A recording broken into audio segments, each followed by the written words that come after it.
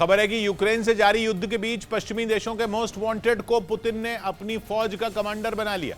बताया गया कि 51 साल के ईगर गिरकिन को रूसी राष्ट्रपति ने बड़ी जिम्मेदारी सौंपी, जो रूसी सैनिकों के कमांडर के तौर पर यूक्रेन के खिलाफ जंग के मैदान में उतरेंगे। ये खबर तब सामने आई जब ईगर गिरकिन को रूसी सेना की यूनिफॉर्म में देखा गया।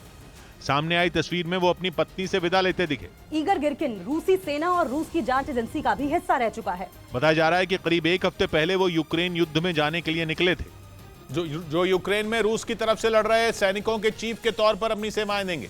बताया तो यहां तक गया कि ईगर गिरकिन ने इससे पहले भी यूक्रेन युद्ध में जाने की इजाजत मांगी थी, लेकिन पुतिन ने जंग में उनकी एंट्री को मंजूरी नहीं दी थी। ये वही ईगर गिरकिन है जिन्हें द नेदरलैंड्स की एक अदालत ने 298 लोगों की मौत का दोषी करार दिया था। मामला 2014 का है, जब मलेशिया एयरलाइंस के एक विमान को मार गिराने का आरोप ईगर गिरकिन पर लगा था। तब एम्स्टर्डम से कुआलालंपुर जा रहे मलेशिया एयरलाइंस के MH17 विमान पर हमला हुआ था। कुल 3 रूसी नागरिकों पर इस हमले का आरोप लगा था, जिनमें ईगर गिरकिन भी एक थे। पश्चिमी देशों ने यह आरोप लगाया था कि ईगर ने रूसी मिसाइल से विमान पर हमला बोला, जिसमें अलग अलग देशों के कई नागरिकों की मौत हो गई। जिसके बाद मलेशिया एयरलाइंस के विमान MH17 को गिराने के लिए द नेदरलैंड्स में हत्या का मुकदमा चलाया गया था।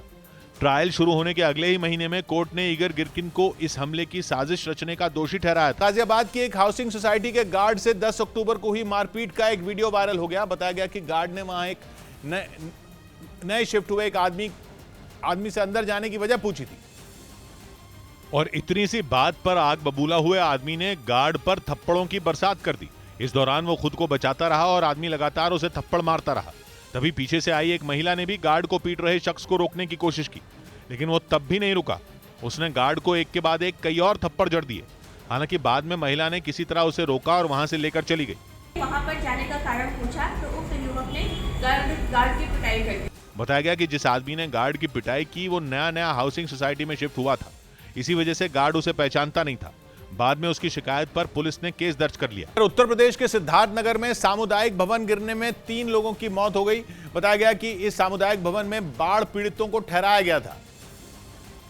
हालांकि घटना की जानकारी मिलने के बाद प्रशासन की टीम पहुंच गई, जिसके बाद बचाव दल के लोगों ने रेस्क्यू ऑपरेशन चलाकर वहां फंसे लोगों को निकाला और उन्हें राहत सामग्री बांटी। सरयू, राप्ती, बूढ़ी राप्ती समेत कई नदियां उत्तर प्रदेश की उफान पर हैं। वहीं नदियों के उफान पर आने से कई बांध टूट गए, जिसकी वजह से करीब 430 गांव बाढ़ की चपेट में आ गए, जबकि 150 से ज्यादा गांव टापू में तब्दील हो गए। इधर बिहार के भागलपुर से दिल दहला देने वाली एक तस्वीर सामने आई, जिसमें पलक झपकते ही कई मकान गंगा नदी में समाते नजर आए, जिसका वीडियो वहां खड़े कुछ लोगों ने बना लिया, जिसमें कई मकान ताश के पत्तों की तरह नदी में गिरते दिखाई दिए। कोई अपने घरों को छोड़कर सड़कों पर रहने के लिए मजबूर है, तो कई लोग गांव छोड़कर अपने रिश्तेदारों के यहाँ चले गए। घर गिरले 5 कट्ठा। कई मकान कटाव की भेंट चढ़ चुके हैं। जिनके घर गिरने के कगार पर हैं, उन्होंने खुद ही अपने घरों को तोड़ दिया ताकि अनहोनी से बचा जा सके। डरने लगा रहता है, डूबने का डर लगता है सर। गंगा नदी में जलस्तर बढ़ने से पूरे गांव में दहशत का माहौल है। इधर मध्य प्रदेश में उज्जैन के महाकालेश्वर मंदिर में फिल्मी गाने पर रील बनाने वाली लड़कियों का वीडियो सोशल मीडिया पर वायरल हो गया, जिस पर बवाल मच गया, क्योंकि वीडियो में एक लड़की महाकाल मंदिर के गर्भगृह में फिल्मी गाने पर रील बनाती दिखी, तो दूसरी मंदिर परिसर में।